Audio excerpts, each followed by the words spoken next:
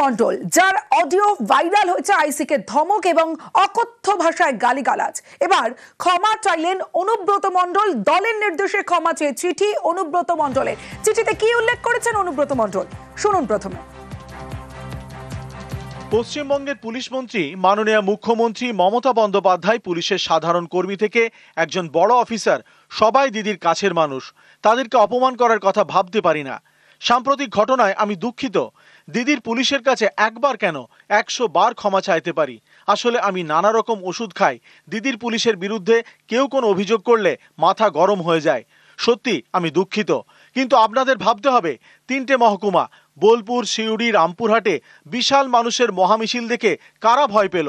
BJP কি করে আমার আর আমাদের বোলপুরের আইসির সাথে গালমন্দের ফুটেজ পেল? কে দিল? কোনো চক্রান্ত নয় তো?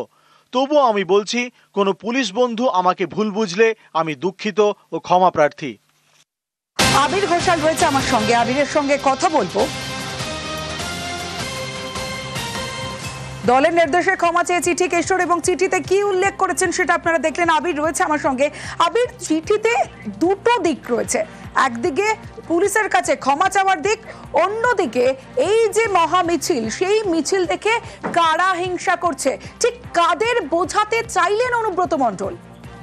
তার সঙ্গে তিনি আরেকটা জিনিস উল্লেখ করেছেন, সেটা হচ্ছে যে তার সঙ্গে বোলপুরের আইসির যে কথোপকথন, সেই কথোপকথনের রেকর্ড, এই যে অকথ্য ভাষায় তিনি নিজেই চিঠিতে উল্লেখ করেছেন গালমন্দর ফুটেজ পেল, কে দিল, কোনো চক্রান্ত নেই তো? ফলে দুটো বিষয় তিনি চক্রান্তের, একটি বিষয় চক্রান্তের প্রসঙ্গ, অন্য বিষয় হচ্ছে যে তিনি মিছিল করার ফলে কারা সমস্যার মধ্যে পড়তে পারেন বা কারা তার বিরোধিতা করার কথা ভাবছেন, সেই প্রসঙ্গকে উস্কে দিয়েছেন হচ্ছে অনুব্রত মণ্ডল। এটা ঠিক যে বীরভূমের, আমরা সকাল থেকেই বারবার ধরে বলছি যে অভ্যন্তরীণ রাজনীতিতে অনুব্রত বনাম কাজলের যে লড়াই দীর্ঘ সময় ধরে হয়ে এসছে, এবং বিশেষ করে হচ্ছে নানুর, বোলপুর থানা লাগোয়া নানুরের যে অংশ, সেই জায়গার পঞ্চায়েতের যে জায়গা, তা নিয়েও বারবার দুই গোষ্ঠীর অনুগামীদের মধ্যে বারবার ধরে মতান্তর প্রকাশ পেয়েছে। কিন্তু এক্ষেত্রে দাঁড়িয়ে যে ধরনের আচরণ অনুব্রত মণ্ডলের তরফ থেকে হয়েছে বলে তার দলের নেতাদেরই একাংশ তারা বলছেন, এক্ষেত্রে দাঁড়িয়ে তার এই যে অডিও ক্লিপ, সেটা ভাইরাল হয়ে যাওয়ার পর সামনে চলে এসছে যে তিনি একজন নেতা হয়ে কি করে এই ধরনের শব্দবন্ধ ব্যবহার করতে পারেন। তবে তিনি একেবারে চিঠির শেষ দিকে তিনি যে লেখাটি লিখেছেন, অর্থাৎ যে চক্রান্তের প্রসঙ্গ এবং যে মিছিলের প্রসঙ্গ তিনি তুলে ধরেছেন, তাতে অনেকেই বলছেন এটা বিজেপি বা কোনো বিরোধী রাজনৈতিক দলকে নয়, তিনি তার দলের মধ্যে থাকা কোনো নেতাকেই কার্যত তিনি লক্ষ্য করছেন। যদিও তার নাম তিনি সেখানে নেননি, কিন্তু তাকে উদ্দেশ্য করে এই চক্রান্তের প্রসঙ্গের কথাটা তিনি জানিয়েছেন তার এই চিঠিতে। বেশ আবির, একদিকে অনুব্রত মণ্ডল তিনি দলের নির্দেশে নিঃস্বার্থ ক্ষমা চাইছেন, কারণ দলের নির্দেশ ছিল 4 ঘন্টার মধ্যে ক্ষমা চাইতে হবে, এবং অনুব্রত মণ্ডল 14 লাইনের চিঠি নিয়ে ক্ষমা চেয়েছেন। এবং আরো একটি আপডেট, অন্যদিকে আগামীকাল বোলপুর থানায় তলব করা হয়েছে অনুব্রত মণ্ডলকে, এবং অনুব্রত মণ্ডলকে তলবের যে চিঠি, তা বোলপুর পার্টি অফিসে এসে একজন পুলিশ কর্মী দিয়ে যান। তবে অনুব্রত মণ্ডল সে সময় পার্টি অফিসে থাকলেও অনুব্রত মণ্ডলের হাতে সেই চিঠি দেওয়া হয়নি, এবং কিন্তু পুলিশ কর্মী এসে অনুব্রত মণ্ডলকে তলবের যে চিঠি আগামীকাল 11টা থেকে 11:30টার মধ্যে সেই তলব করা হয়েছে অনুব্রত মণ্ডলকে বোলপুর থানায়। ইন্দ্রজিৎ রুজ রয়েছে। ইন্দ্রজিৎ, বোলপুর থানায় তলব করা হয়েছে, অন্যদিকে আগামীকাল কি তিনি যাবেন এই বিষয়কে এখনো পর্যন্ত কোনো কনফার্মেশন? কারণ একদিকে অনুব্রত মণ্ডল ক্ষমা চেয়েছেন, অন্যদিকে আবার অনুব্রত মণ্ডলকে তলবেরও নোটিশ এসেছে।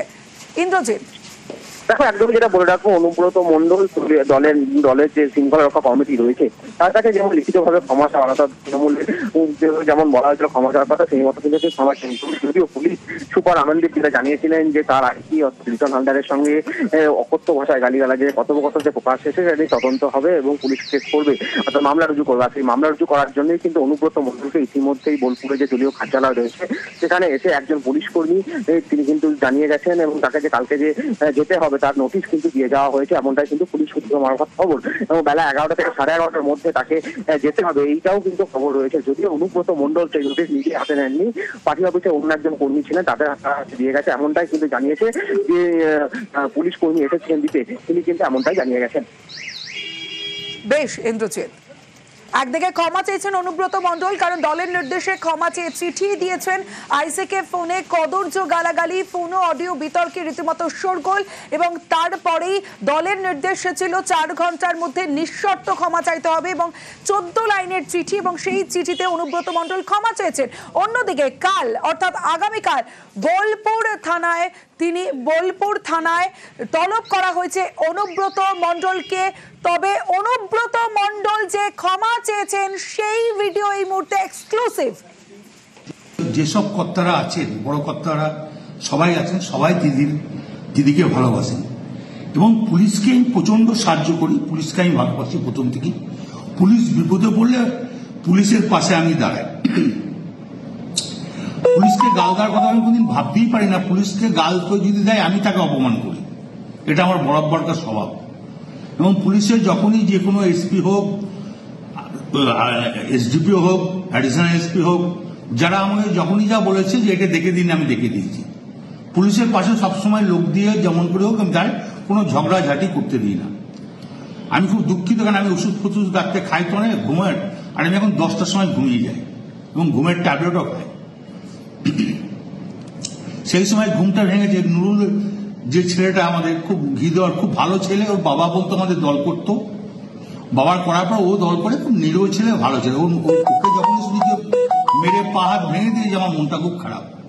তা আমি আইসিকে আমিও বলেছি, চাঁদু ফোন করে বলেছে যে আপনি তাড়াতাড়ি যান, যে অন্তত ছেলেটাকে আজ হসপিটালাইজ করুন।